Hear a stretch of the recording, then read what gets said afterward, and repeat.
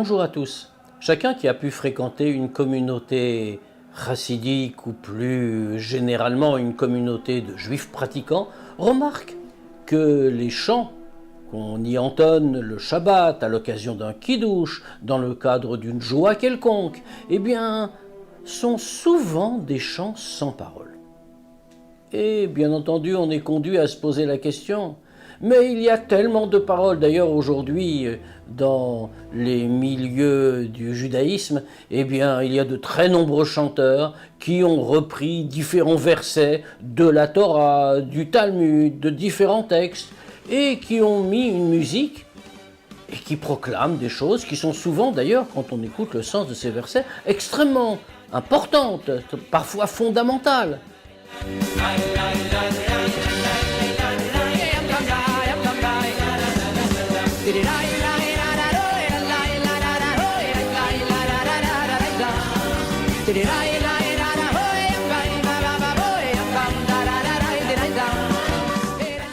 Pourquoi chantons avec cœur, avec chaleur, avec enthousiasme sur des onomatopées, aïe aïe aïe pour ne pas dire la la la? Pourquoi cela? Bien voyez-vous, cette question est l'occasion de nous interroger sur la puissance de la musique. Les Juifs, dit-on, c'est une expression connue, sont le peuple du livre.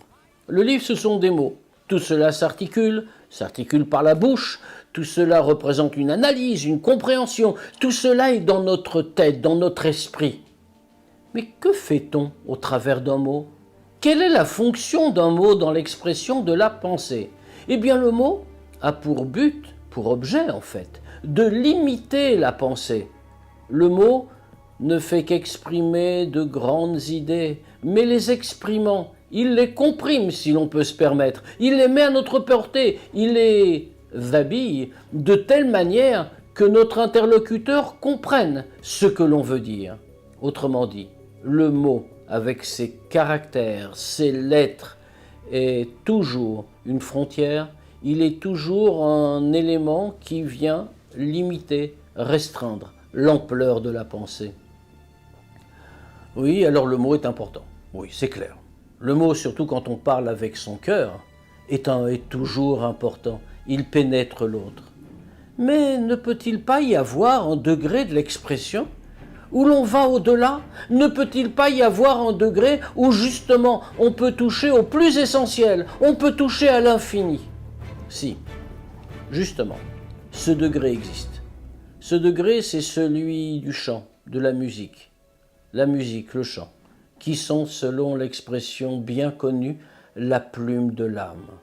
Oui, c'est l'âme qui s'exprime au travers du chant inarticulé, justement, du chant sans parole. Ce n'est plus le mot qui importe alors, ce n'est plus le contenu intellectuel et logique du chant, mais c'est son contenu spirituel, son contenu émotionnel, en un mot, comme on vient de le dire, l'âme que l'on y met. Alors le passage du mot à la simple diction du chant, eh bien ce passage-là, c'est le passage de la limite à l'au-delà de la limite, d'une certaine manière. C'est le passage du fini à l'infini. Alors, on le voit, quand on se retrouve autour d'une table de kiddush, ou alors en plein milieu de la prière, et qu'on se met à chanter, et qu'on se met à éprouver cette joie qu'on a du mal à expliquer. On a du mal à l'expliquer, mais parce qu'elle n'est pas logique. Elle dépasse le naturel, elle dépasse la logique.